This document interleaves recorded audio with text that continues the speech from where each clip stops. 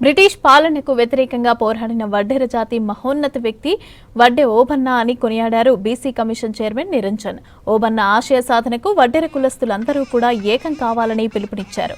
రవీంద్ర భారతిలో స్వతంత్ర సమరయోధుడు వడ్డె ఓబన్న 219వ జయంతి ఉత్సవాల్లో పాల్గొన్నారు నిరంజన్. ఓబన్న జయంతి ఉత్సవాలకు ప్రభుత్వం నుంచి ఎవరూ పాల్గొనకపోవడం బాధాకరమన్నారు. ప్రభుత్వం నుంచి ఎన్నో ఒత్తిడిలు ఉంటాయి, కానీ ఇలాంటి కార్యక్రమాలను దూరం చేయకూడదని ఆవేదన వ్యక్తం చేశారు. బీసీల్లో ఇంకా రాజకీయ చైతన్యం రావాల్సిన అవసరం ఉందని చెప్పారు నిరంజన్.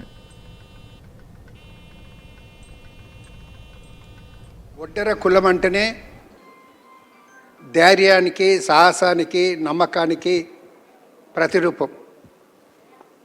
అందుకే వడ్డె ఓబన్న గారు కూడా అప్పట్లో నరసింహారెడ్డి గారితో కలిసి బ్రిటిష్ వారికి వ్యతిరేకంగా పోరాటం జరిగింది.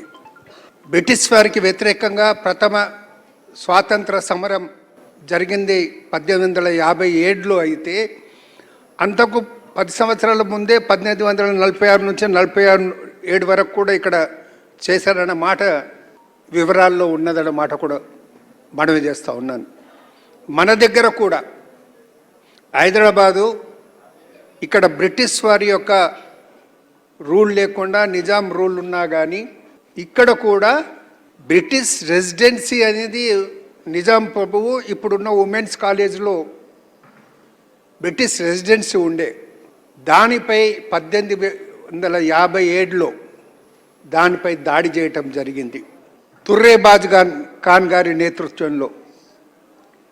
దాని స్మారకార్థం ఇప్పుడు కూడా కోటి బస్టాండ్ దగ్గర అశోక పిల్లర్ అనేది ఉంది. దాని స్మారకార్థమే ఉందన్న విషయాన్ని కూడా మీ దృష్టికి తీసుకొస్తా ఉన్నాను. ఇన్ని రోజులైనా 219 సంవత్సరాలైనా కానీ మనం వారిని జ్ఞాపకం చేసుకుంటున్నాం. వారు మనకి ఒక స్ఫూర్తిగా ఉన్నారంటే మనం చాలా గర్వించాలి. నాకు జైపాల్ గారు, లక్ష్మణ్ గారు, అంతయ్య గారు, ఇంకా చాలామంది ఒడ్డెర కుల సోదరులు, పి జనార్దన్ రెడ్డి గారితో సన్నిహితంగా ఉన్నవారు చాలా పరిచయం.